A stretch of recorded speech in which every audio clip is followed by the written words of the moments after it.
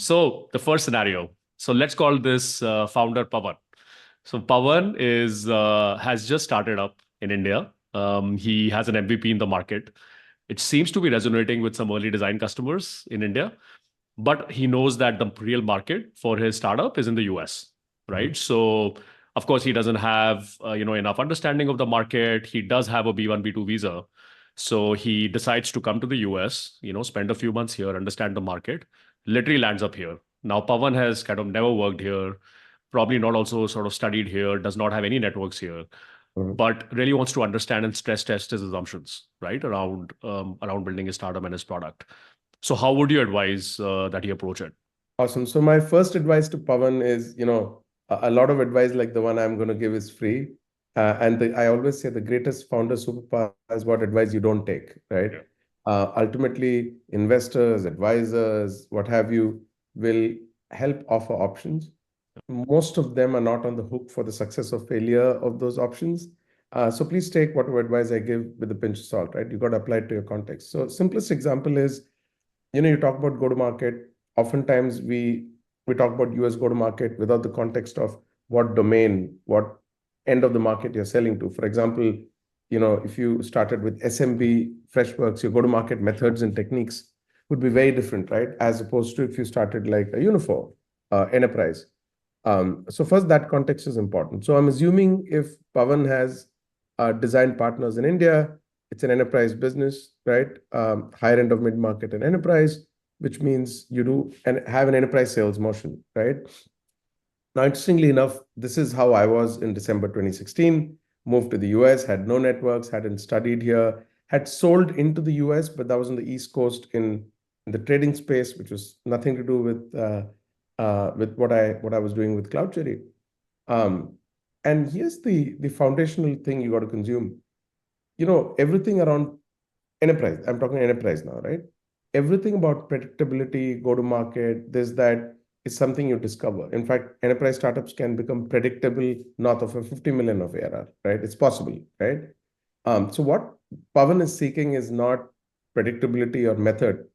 Pawan is seeking anyone who's his archetype, right? Anyone who's his ICP. So it really goes back to the first foundational question, which everyone talks about but doesn't spend enough time on, which is who is truly your ICP, right?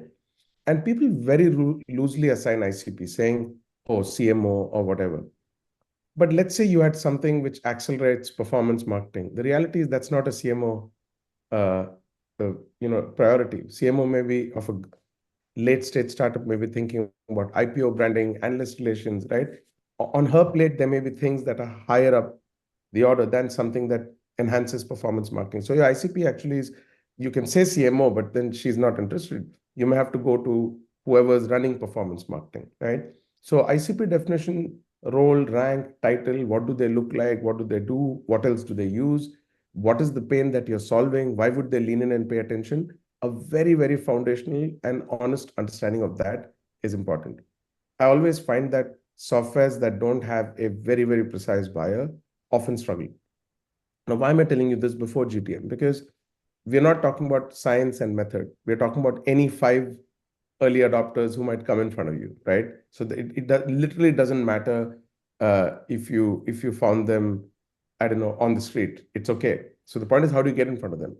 If I were doing that, and which is something I did, I think 7.5 years ago, I would leverage every resource I have. So first, you look at your network. If you have investors, if you have friends, advisors, a lot. If you're an early stage startup, you should definitely leverage the power of the founder angel investing community, which is you get a few angels on board. They can usually be very helpful. It could be the diaspora here, but very importantly, never forget the power of a mission-driven founder reaching out to his ICP, even on LinkedIn. The reality is, if you're truly solving pain, right? And that's why I said honest assessment of ICP, the problem being solved. Imagine I reach out to you and I tell you, I'm just taking a very wild guess. Hey, I've got this fabulous hair regrowth formula. Now I'm seeing you and you have fabulous head of hair. So if I'm not honest about do you need my product or not, the fact is you may be my ICP, age and this and that, but that pitch is going to fall on deaf ears, right? So you need to have a very, very real understanding of, if I were to reach out to this person and make the case for X. If I reached out to you, for example, and I said, I know this fabulous operator. I know you run this blog. This person is incredible for go-to-market. He's helped 20 startups hit their first million of ARR, right? He truly knows how to do this. You will lean in and pay attention, even if you didn't know me, right? And that really is the essence of it.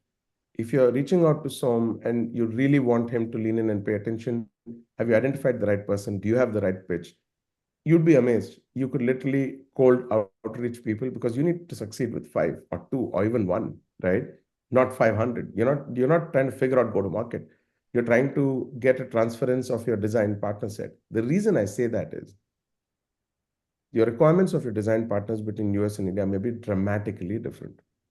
I actually feel in enterprise businesses, barring some very few segments, your product market fit is per market, right? You come in India, you have 1, 2, 3 million of ARR, your customers require a different set of things. You come off to the US, if you're a vertical specific product, the verticals are regulated different in different industries. If you're doing it for banking, for example, right? Let's say you're doing compliance stuff in India, compliance rules in the US may be entirely different. So your product may not actually out of the box fit the needs of a US customer, right? Everything about the market in an enterprise business could be different. For example, you go to Europe with data and privacy, your teams in India, no go, like you can't do business here. Now at an early stage, can you put 5 people in Germany? Maybe you can't, right? So this is a very important rubric. If you really know your ICP, leverage every asset you have, right? You have to go out and evangelize what you are, who you are, what your brand is, what you're trying to build. And essentially, the most important thing for a founder to consume very early in a startup's life, you're not selling product, you're actually selling conviction. I'm telling you, I'm pitching to you, son, and I'm telling you that I committed my entire life. I left this job in Google or Facebook or where have you, right? And changed everything about my life to take a plunge to do this one thing. And I know this is important to you. Do you believe in my conviction? Does the pain resonate with you? Does the fact that someone's committed their entire life to the resolution of that pain, does that appeal to you? Let's have a conversation. So what did you sell here? Not product. You sold conviction, right? And when you have the conviction, you can cold prospect anybody you want. So lean on all the resources I told you. Notice I didn't tell you anything scientific. I essentially spoke about hustle, but do not forget the power of what your conviction can do, which means reach out to anybody that you think is your ICP. And don't be surprised if you reach out to a few hundred people, you might actually get 5 people who care about the problem enough and are often in the bell curve of an early adopter kind of DNA, who might actually reach out and give you a shot. So much of this resonates with me personally as well, Vinod. In fact, I want to sort of highlight 2 points. So one thing I learned in my own founder journey, and which now almost as an investor now continues to get underlined every day, is that even asking for help is an art, right? It's something that kind of people have to work on, right? And especially I think coming from a different geography, and I think Silicon Valley, I mean, both of us are here and we have kind of seen how this network operates, and it's almost very hard for people who are not here in this ecosystem to understand how much pay it forward really happens here, right? So I think that is one kind of thing that really resonated. Second was, I think, the mission drivenness and the storytelling part of it. In fact, the first pod that I ever recorded was, doing a 0 to 1 in cybersecurity, where founder Bucci, who's the founder of Levo, so he came in and he said something very interesting. So he sells cybersecurity software, very large, 250K, 500K CV deals. And he's like, 2 years in, I realized that even these enterprises and these CIOs and these secure heads of security are also buying my story. And so almost 3 years in, he then said, I had to then get on LinkedIn and I had to kind of also say, why are we doing this, right? Instead, of course, the product is important and the job to be done and the unique value proposition, all that is all there. But ultimately, what resonates, even with large enterprises, which is kind of quite counterintuitive to what many people would like to believe, the story and the mission drivenness and what you call, I think, conviction really resonates.